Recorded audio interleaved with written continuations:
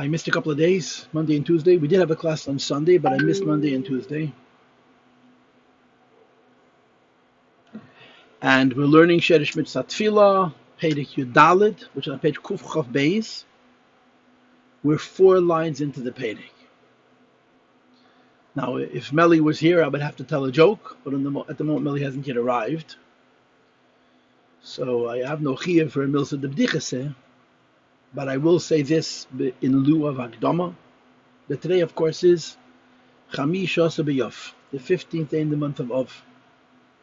And for those who are, I guess, closer to Lubavitch, today is the 30th yard site of Harav Yankiv Yehuda Hecht, J.J. Hecht, Yankel Hecht, who was very close to the Rebbe. I heard from one of his grandsons that they found a letter in his possession after he passed away, where the Rebbe wrote to him, to Harav Hecht, "V'nivruchu v'cho kol askonei Chabad." All askonim of Chabad should bench the, like it says, you should be like Avraham, you should be like Yankel. He was a very, very important person in the Rebbe's army, and I suppose very significantly, or most significantly, is he got on the train very early, when it wasn't popular and it wasn't successful and it wasn't big. It was sacred and sacrificial.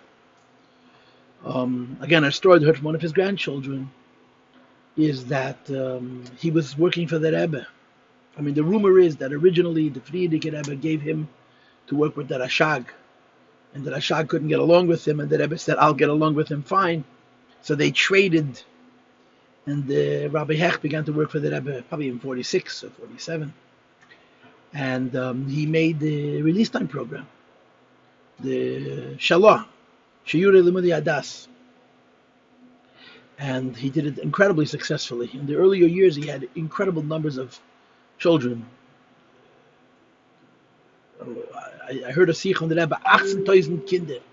And one of the most beautiful things about the early years of Shalah is that they used not just Lubavitcher boys and girls to teach at these public schools, at these sites where the public school children would gather, but a lot of non-Chabad boys and girls from the various different Mostes Chinuch here in America then, there weren't that many, unfortunately, got involved in this avodah, and the numbers of Yidden who are closer to the Yebishter because of this is unbelievable. The Rebbe said when he passed away, when Harav Hecht passed away, that Yankiv Yehud is begematria Rebbe.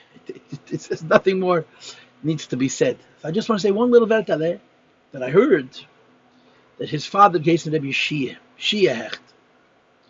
And Rebbe Shia Hecht was a Galatzana Yid from a different generation.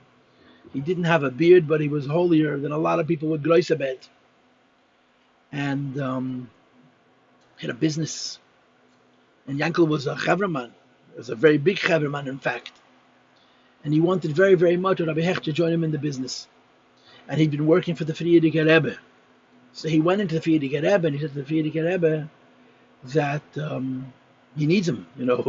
The Rebbe took his oldest son, Rebbe Shlomo Zalman. He took his second son, Harav Moshe. Yeah, his third son, Rebbe Avraham Hecht, also was involved in Kodesh. So he said, "I need him." My fourth son, the word that the Frierdiker Rebbe said that the Shisha Sidrei Mishnah. So Yankel Hecht used to joke that he's Nezikim. So the Frierdiker Rebbe, so he told the Frierdiker Rebbe, "I need him." So the Rebbe told him, "I need him more than you need him," and that's the way it stayed. That's the way it stayed. And he dedicated his life to the work of the Rebbe.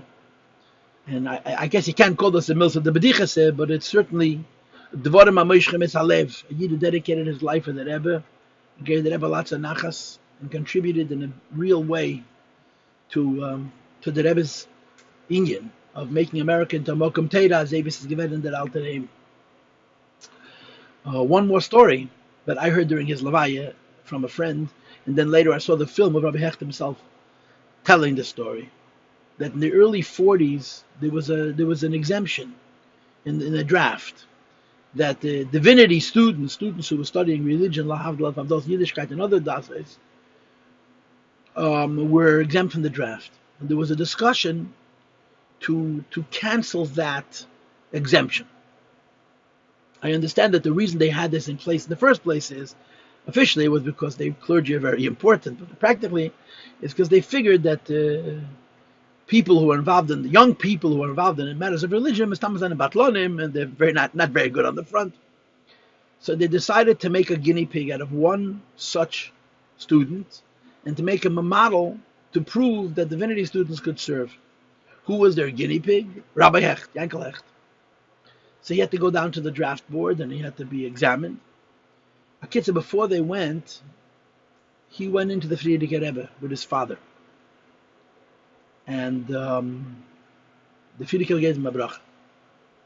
And the Frierdiker Rebbe told him, Bazeh HaLoshen, soll der Eibishter helfen. Oi bederach hateva soll sein bederach hateva. Und oib nicht soll sein bederach nes. Hashem should help that you should be able to get out of the draft. If it can be done bederach hateva, it should be so. And if not, there should be bederach nes. So they went down to the draft board, which was someplace in Brooklyn. He describes in his very direct way the experience of going down there and had to be examined by one and another, and he was physically perfect. He was so fit to serve. He was young and he was strong and he was tall and he was healthy and he was energetic. And, to his chagrin, he passed every single test with fine colors. The last person he had to meet was a psychotherapist, a psychiatrist, an alter goy, as he tells the story. And he began to ask him a lot of questions about how he lives and what he does and what he does with his free time. And he explained that he sits and learns Torah, and in his free time he does Kiruv, and he asked him about going to the movies, and told the movies is Avodah Zarah. Does he have a girlfriend? And he basically answered each question the way Chassidus Shabbat answers such questions. So after this person asked him all of these questions, and Rabbi Hecht gave him all of his answers, this old guy says, "You know what I think? I think you're nuts." And he wrote down 4F. 4F means that this guy is undraftable, even if he's the last man standing in America. It was a nes golem in Hashem. Anyway, they came back to 770, and they went in again to the Frierdiker Rebbe. That's how he worded it. And I guess in those days it was easier to get in, and perhaps also because he was a hecht, he had special access. They went in a second time to the Frierdiker Rebbe, and they told the Frierdiker Rebbe what happened. The Frierdiker Rebbe was very happy, and the Frierdiker Rebbe said, "Ir weiß nicht, ir hat ganz keine Sorge nicht, ir weiß nicht, was are große Nisim seine mit euch geschehen. You don't begin to understand how great a miracle happened to you. In other words, it's a miracle, but how great a miracle you don't know." And the Frierdiker Rebbe said, Bazeh HaLoshen. He started to say mit Anign. Lo oise niflois. Der Rebbeinu Shalom macht niflois. Gdoilois, the Großkeit von den niflois. Levade weiß nur der Rebbeinu Shalom Alei. The Frierdiker Rebbe said like this. Lo oise niflois. Hashem does wonders. Gdoilos, but just how great those wonders are, Levade, only Hashem knows. This is the story. This is our Milsa de B'dichase for this morning. And I'm going to start. Okay, unfortunately, my regular sparring partner has not yet arrived. So I'm going to teach you. We're on page Kuf Chav Beis, Amud Aleph.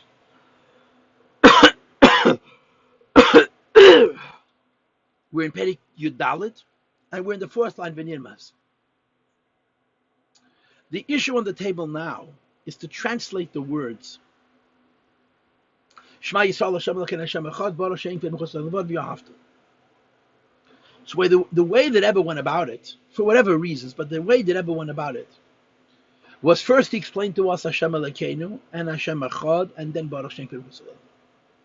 And in short and in summation, every morning, the declaration of Shema Yisrael is the equivalent of the Tkiyas Shefer we do Rosh Hashanah.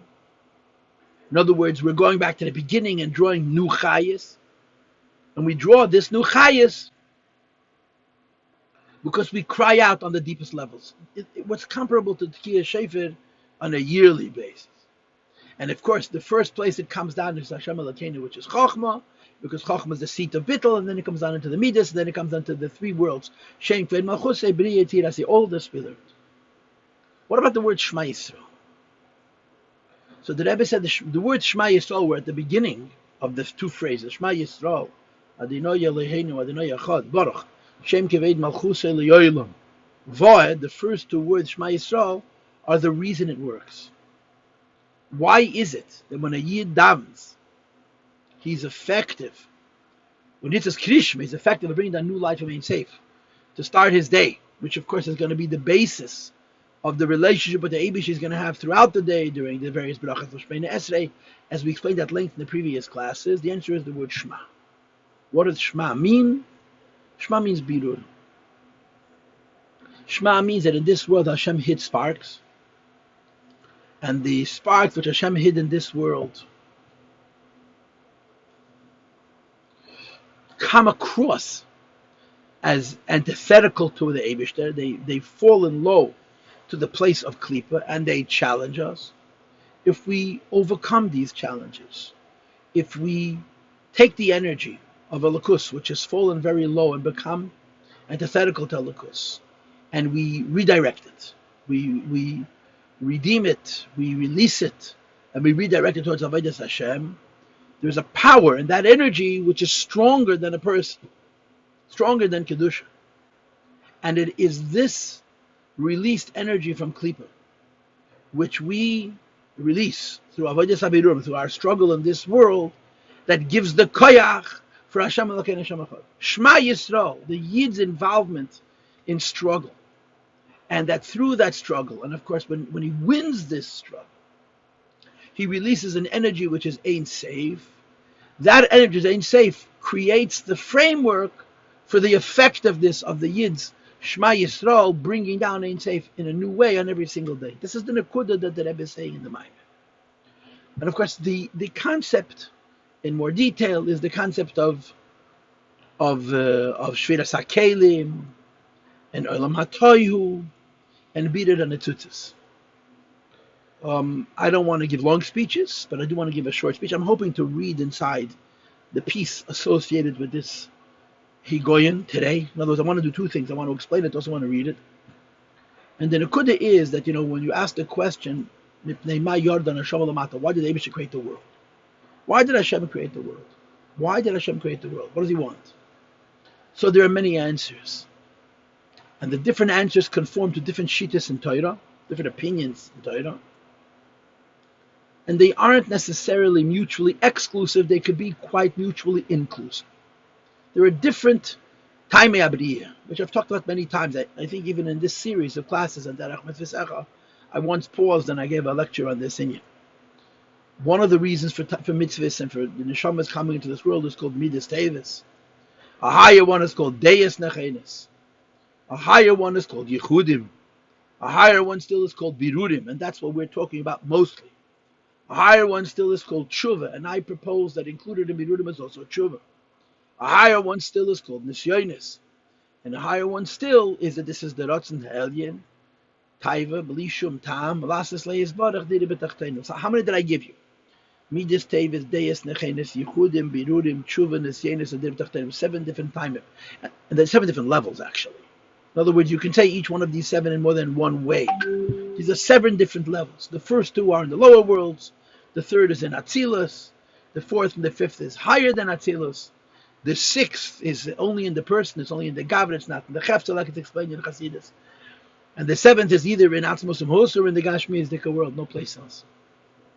So Hashem has many reasons. And like I said before, they're not necessarily mutually exclusive. They could be quite mutually inclusive. The Eibush that has various kavanas for why he created the world.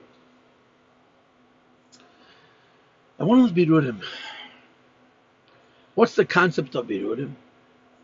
The concept of Birudim, if you look at it from an angle of kavana, or what Eibush wants, is Kvayochel, the Eibush that has a desire to bring together opposites. Infinite godliness and a finite world. I guess that's how you would say it. One of the ideas, Kvayochel, that the Eibush has in creating his world, and of course a world means a place, a time, and a thing that has a self-identity or has a distinct definition. And you want to bring God to that reality, to that time, to that space, to that entity.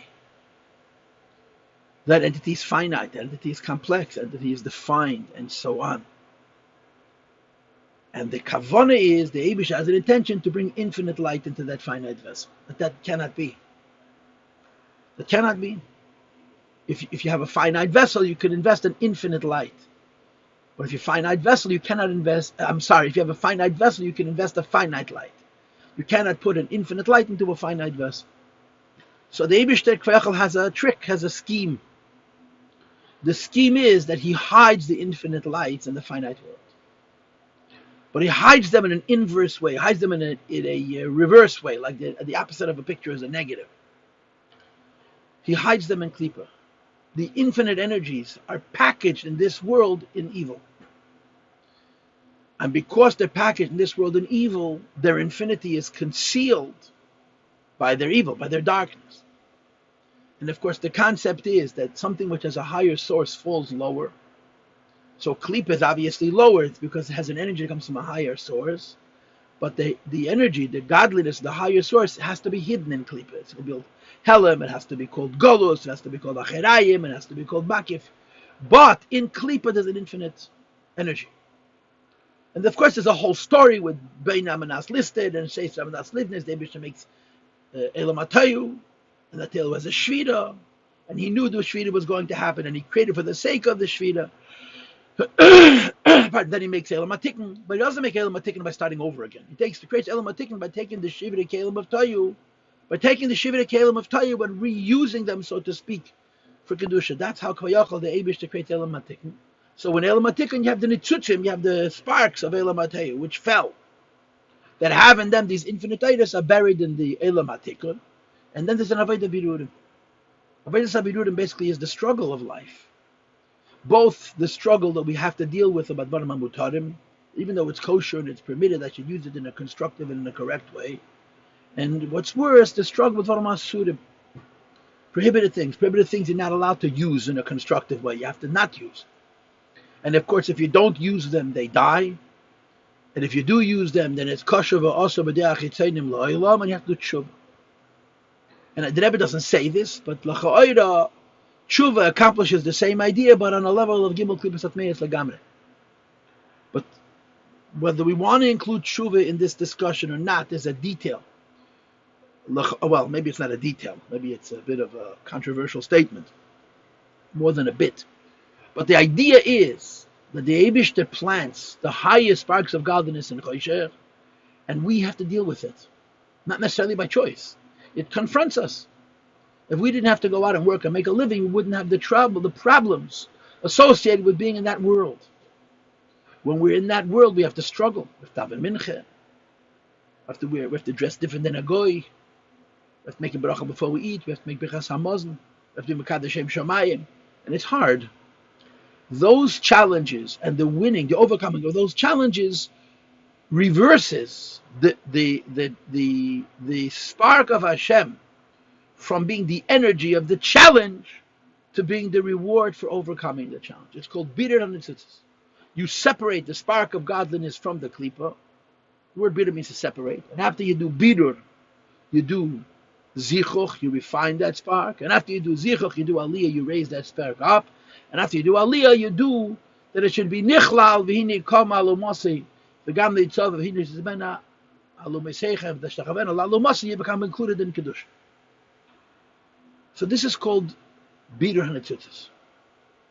What bidur hanitzitzus accomplishes is it allows for infinite light of godliness to be in a finite world. How does the Eibishter arrange it?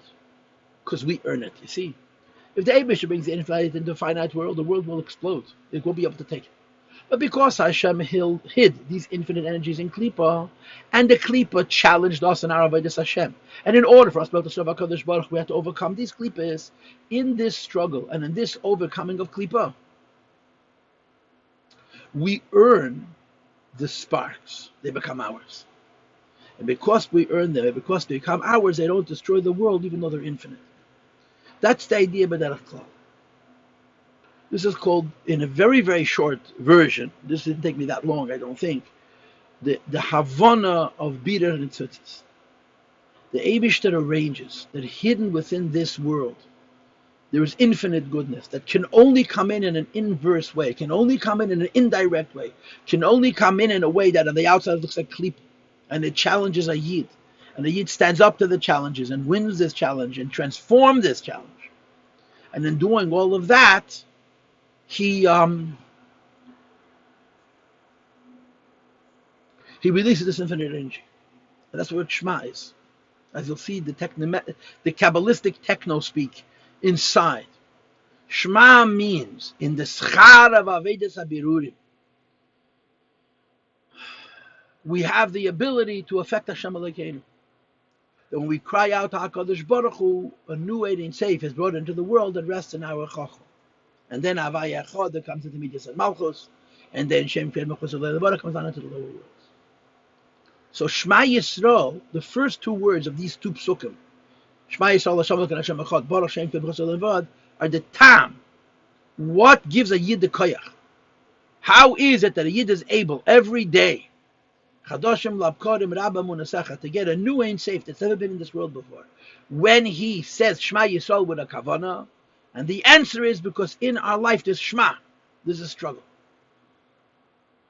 Okay? So now, what I've done is I avoided giving you the whole long Taiwan Tikkun lecture, which is what I call speech number FY4678-XL. I've given it so many times, the visual of Elam Mateu, and then the Shviras HaKelim, and then the Binyan of Elam Tikkun. We've done it so many times over the years. So I'm, of course, not going to repeat it here and now. But I did give you, at least very briefly, an insight into what Birurim is, right? It's one of the Taimei Abriya, of the 7 that we list. Birurim means Hashem hides infinite light in a finite world by introducing it backwards, indirectly, in a negative way. Like the negative of a picture, it's opposite, in Klippa. And it challenges us, and we have to fight off that challenge. And if and when we fight off that challenge, we transform it. We make it into Kedusha. And because when we fight off that challenge, we transform it and make it into Kedusha, it becomes Kedusha. And now we have an infinite koyach from Elam HaToyu, which is now incorporated into the Kelim of Elam HaTikkun. And this is why Hashem answers our prayer when we say Shema Yisrael. So Rabbi Isai, let's break it down. If the word Shema represents the idea that Hashem hid infinite light in this world in an inverse way, in an indirect way, in a negative way, called Klippa, and we are forced by destiny, by reality, by choicelessness, to engage with this Klippa and to transform this Klippa. So the word Shema has to entail two things. It has to entail the godly sparks that are the infinite godly sparks that are hidden in this finite world. And it has to entail our struggle to overcome it. If Shema, the word Shema represents the process of Birur Nitzutzes and the releasing of infinite Eidos D'Teyu and the Kelim D'Tikkun, then included in the word Shema, you have to have both the Eidos D'Teyu and the Avoid of the Kelim D'Tikkun. This is what the Rebbe is now going to explain. Shema, Shin, Mem, Ayin,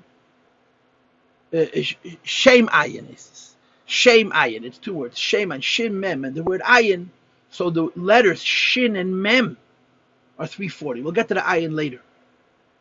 And the Rebbe is going to say that Kabbalistically 340 is two things. It's 288 and 52. 288 plus 2 is 290, plus 50 is 340. 288 goes on the sparks. There's a Kabbalah from that there's Rapach Nitzutzes, there's 288 sparks that the Eibishter hid from Elam HaTeu and Elam HaTikkun. And it says further, by the way, that in Mitzrayim we Mevada Reish Beis Nitzutzes. And there's the Peivav Nitzutzes left us Mevada Begimat Elikim and so on. And then the 52 is Shem Ban. Shem Ban is a Shem Havaya. Yud Kei Vav Kei has many spellings. And one of the spellings of Yud Kei Vav Kei is with Heis. Yud Vav Dalet, Hey Hey, Vav Vav, and Hey Hey. It's the only one of the Dalet Shemes that only has 9 letters. There's no 10th letter. Yud Vav Dalet is 20, Hey Hey is 10, and Hey Hey is 10 again. That's 40. And Vav Vav is 12, is 52. Shem Ban is the lowest of all the Shemes of Havaya. And it represents godliness that enters into Klippa. It's Hashem's name. But it's the level of Hashem's name that, so to speak, is so low that it's involved in the fight with Klippa, to the extent that sometimes there's an expression, Shem Ban HaMizbadet, as if Klippa is fixing itself, because The Elokus of Shem Ban is so much a part of the world, it's if his klipa is fixing itself. Now, parenthetically, let me just say something. Okay, let me repeat myself. And then I'll tell you the derech hagav. We understand that the word Shema, I'm saying the same thing a second time, okay? We understand that the word Shema means that the koyach to bring a lakus into this world comes from the fact that we have access to infinite oidus. Oidus, the Torah, and Kelim, the Tik. How do we have access to infinite oidus, which gives us the koyach to say Shema and bring new Ein Sof into the world through Chokhmah? Because we fight with Klippa. So in the word Shema, there has to be two things. The sparks of lakus which are in the Klippa and the fight. So 288 is the sparks of Elokus, which is in the Klippa, and 52 is the koyach of the fight. It's one of the names of HaKadosh Baruch Hu, Shem Ban. Yud Kei Vav Kei Yud Vav Dal Hey Hey Vav Vav Hey Hey is 52. And it's the lowest of the Shemes Havaya, which comes into the lower world, represents Kabbalistically Malchus, or the Nekeva, Shechina. And it becomes so one with the lower world that sometimes you would say Shem Ban Amizbadet, as if the Havaya, which comes into the lower world, it's not being mavader, something else is being mavader itself, because it's mamish one with the world. So now let me say my derech hagav. It's an irritative from Tzemach Tzedek. It's originally a medrash pliya. It has a question. 3 of the Eibishter's names are said forward, and the last of the Eibishter's name is said backwards. And it's answered based on the principle of Chesamish Allah Kadosh Baruch Hu Emes. There's 4 names, Ab, Ayin, Beis. So you first say 70, and then you say 2. Then you have Sag, Samach Gimel, first you say 60, then you say 3. Ma is 45, first say 4, then you say 5. How come by Ban, first say 2, and then you say 50? So the answer is, because Chesamish Allah Kadosh Baruch Hu Emes. Emes, Aleph, Mem, Tov is 441. Aleph is 1, Mem is 40, Tov is 400. And there's a concept called Misper Cotton, taking away the zeros. You take away the zeros, Aleph is 1, and Mem is 4, and Tov is 4 is 9. 4, 4, and 1 is 9. And 9 is called the Misper Emes. 9 is called a letter of truth, a number of truth. V'haraya, every multiple of 9 equals 9. 9 and 9 is 18, 1 and 8 is 9. 9, 9 and 9 is 27, 2 and 7 is 9. And on, ad infinitum, every multiple of 9 in Misper Cotton is going to be 9. So Ab, 72 is 7 and 2 is 9. Sag is 63, 6 and 3 is 9. Ma, 45, 4 and 5 is 9. But Ban, 2 and 5 is 7. It's not 9. So it's said backwards. Why? Because we have 27 letters in the alphabet, not 22. Tov is the 22nd letter of the alphabet and represents 400, yes? So what's 500? 500 would be a lange chof. What's 600? Schlossman. What's 700? A lange nun.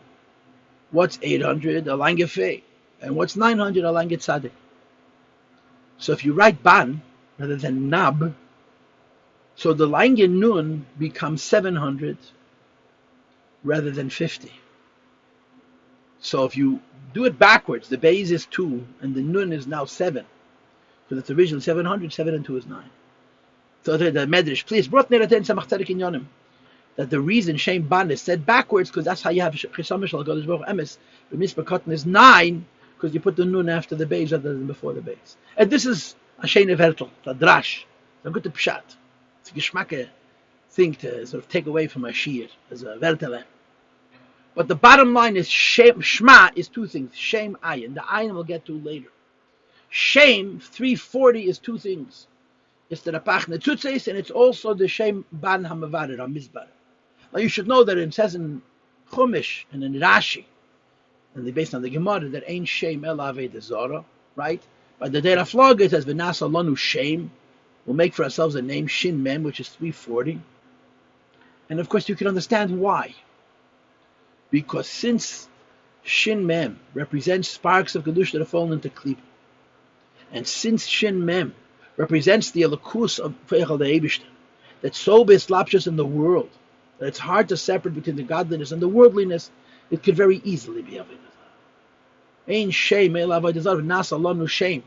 Ein Shem El Avodah Zarah means that because the godliness is so concealed, it can allow us to erroneously create the opposite of Achdus, the opposite of unity. But if you turn that around, And instead of allowing shame to become avodah zarah, you use the shame ban to be mevared that apach netzutzes. Then it becomes not just kedusha, but it becomes it is the teyu b'kelim the tikkun, infinite light in a finite world. At kan hagdoma. This is the introduction. Okay, now we're going to learn inside, and I'm going to start from 4 lines in the Perek Yudalid where it says V'nir mazeh b'tevas shma. We discussed on Sunday last that after you explain all the words Hashem Elokeinu, Hashem Echad Baruch, Hashem Kived Malchusei La'olam Va'ed, you go back to the first 2 words and what does Shema Yisrael mean? And the answer is the reason a Yid is able to accomplish Hashem Elokeinu, Hashem Echad Baruch, Hashem Kived Malchusei is because of Shema Yisrael. And what is Shema Yisrael was we struggle with Klippa, we transform Klippa and make it into Kedusha, and in that process we reveal an infinite koyach that allows us to accomplish infinite things. And it's all in the word Shema. And the word Shema itself is broken down into Shem and Ayin. It says the Rebbe v'nir b'tevas Shema, which is Shem Ayin. The word Shem, which literally means a name, and then Ayin, of course, means 70. But we're going to go with the gematria that Shem is 340. V'nir v'kavanas Harizal says the Kabbalah, the Shem, that the word Shem, Shin Mem, 340 is Ramach Netzutzim, is the 288 sparks. Which gets clarified, which gets separated, disentangled, and then refined, and then uplifted, and then included in Kedusha through Hashem's name Ban, 52, which comes from Tikkun. Tikkun means that it's not connected to Klippa at all. Shem Ban is Havaya. It's not connected to Klippa, but it's low enough to join with Klippa. At Kedei Kach, that it can be called Shem Ban HaMizbared. And he says, V'milui Heyen. If you spell Hashem's name with 2 Hay's, rather than with 3 Alephes or 3 Yuds, you get 52. If you would spell Havaya with Hay's, you would get 72. Because Hey Yud would be 15, Hey Yud would be 15 more, and Vav Yud Vav would be 22. If you spelled it with Alephs, you would get 45. Hey Aleph, Vav Aleph, Vav, and Hey Aleph. Hey Aleph is 6, and Hey Aleph is 6 more, and Vav is 13, 13 and 13, and 12 is 25, 25 and 20 is 45.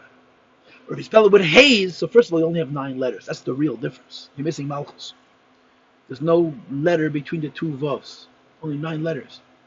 And when you spell it Milahain, it's 45. It says the Rebbe, Hamavar Reisam, which affects the Bidur. Kiban Verapach, 52 and 288 is the Gematria Shem. It adds up to 340. But the Rebbe says the Pshat is Lefi.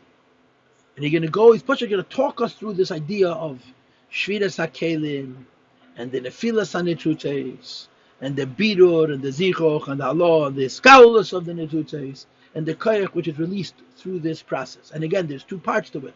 There's the sparks, and there's the elevator of the sparks. Rapach, Reish Peiches is the sparks, and Ban is the elevation of the sparks. You must understand that even though in Kabbalah we speak about Hashem creating Tayu, which is Atzilas version 1, and then after he created Teir, there was a Shvida of Kelim the Teir. And then from those brokers, Nitzvos Hatefilla collected, then he started over. And he created Elam HaTikkun, which is Atzilas version 2. So this entire process of Binyan and Shvida and Shuv Boine is Ein Rakat Sleinu. It's only from our perspective, or from our angle of Be'erech HaSfidas Ve'elamis. When the worlds, when creations look at godliness. And even when the Sfidas, when Atzilas looks at godliness, they see boine, they see soiser, and they need choizer v'boine. The highest aspect, which was affected adversely through this shvida. The Rebbe uses the word pagam. Pagam means a lasting blemish, something which is not good, but just for the moment, but it's a lasting blemish. Is only an oir. And not in the Eibishter Koyach. In the Eibishter there was no binyan, in the Eibishter there's no stira, and the Eibishter there's no shuv bain. In Oyer there was a binyan and a stira and a shuv bain.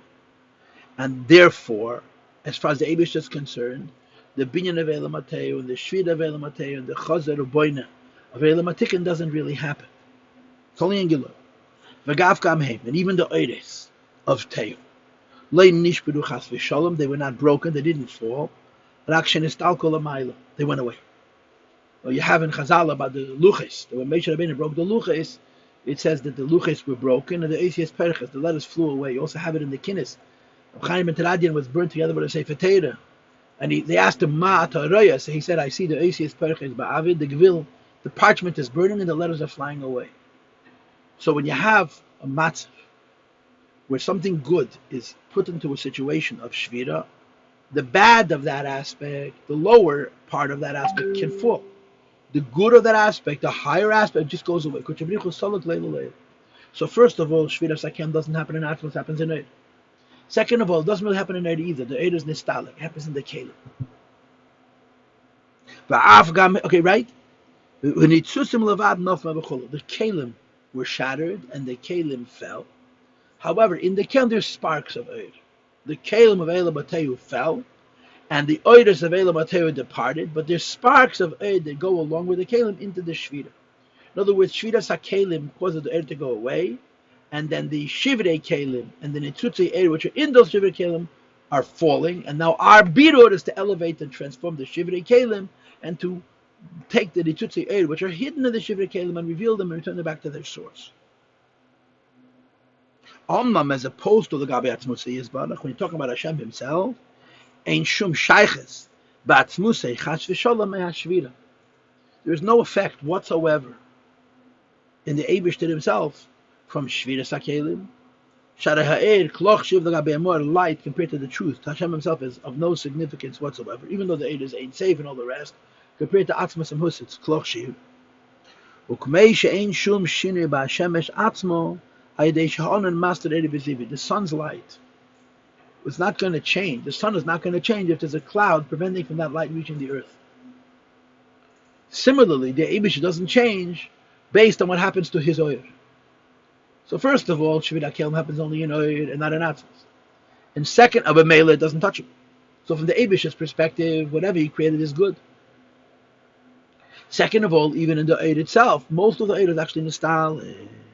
Therefore, Rapach Uban, the two parts of Shem of 340, which is 288 plus 52, which is, look at the words, Shem HaShvira v'Hatikun.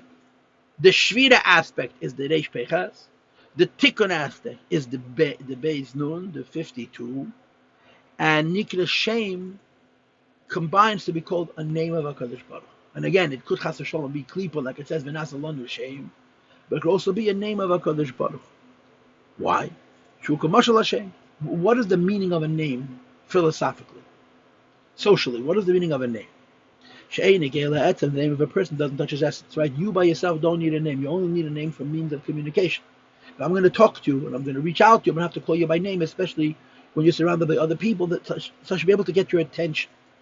But you by yourself don't need a name, even though a name is a very deep thing, but its use, its function, its practical function is in relationship with somebody else.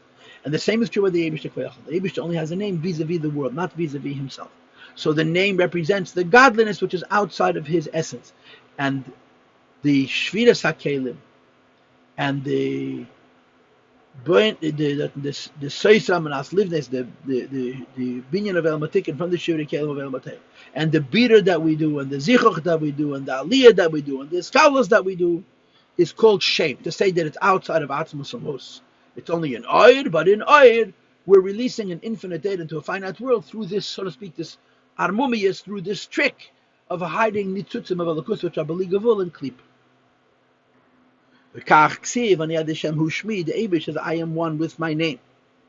But even though the Eibush is one with my name, the name is only Chutz Liyatzem, and it's in the Eibush's name that the Shvira happens.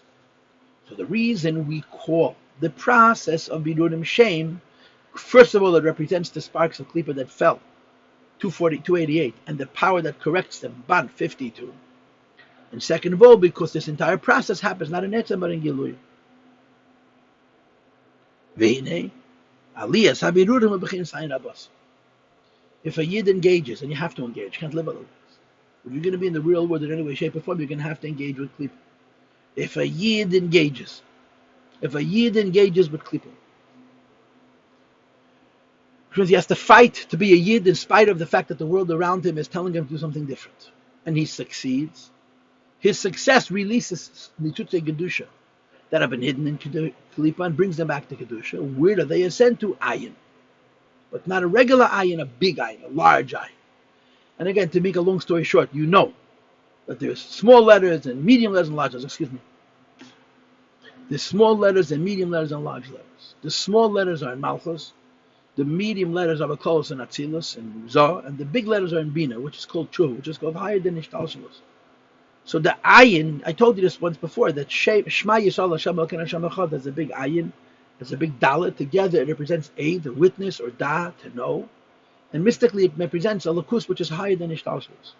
So the shame, the elevation of the sparks, using the kerech of Shem Ban, the elevation of the 288 sparks, using the kerech of Ban, which is Gematria 52, raises them up to ayin, to the 7 midas in Keser, higher than Atzilus. That's what the large ayin represents.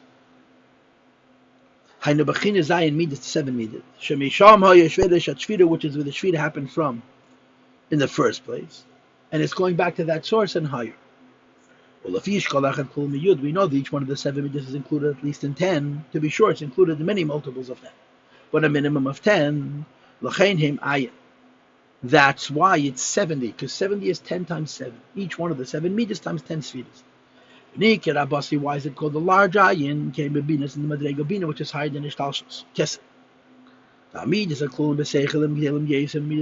understand in human experience that the emotions which are part of one's ideas are finer and higher and stronger and richer than the emotions that are separated from ideas that exist in the heart. The heart can only receive a lesser light from the neshama. Which is why midas in the heart are called a small face.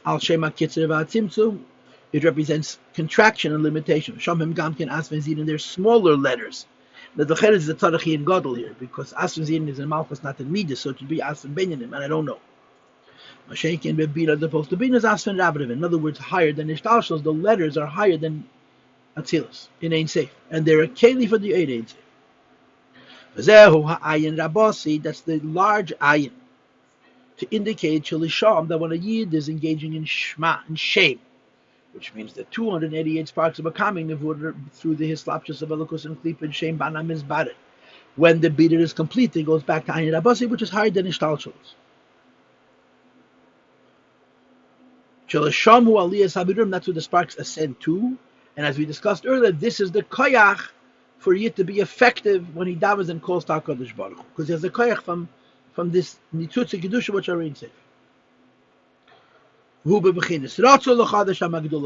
idea of ratz, running to HaKadosh Baruch Hu. Now there's 4 more lines on the word Yisrael. I could do them now, but the sheet is going on longer than I would like, or perhaps you would like. And I also want to go over this one more time tomorrow. So tomorrow, which is Thursday, we're going to review outside what we just read about Shem Ayin, and we'll also do Yisrael. And next week we'll start at the bottom of the page, 2 lines at the bottom of Kuf Chav Beis, I thank you all for coming and joining.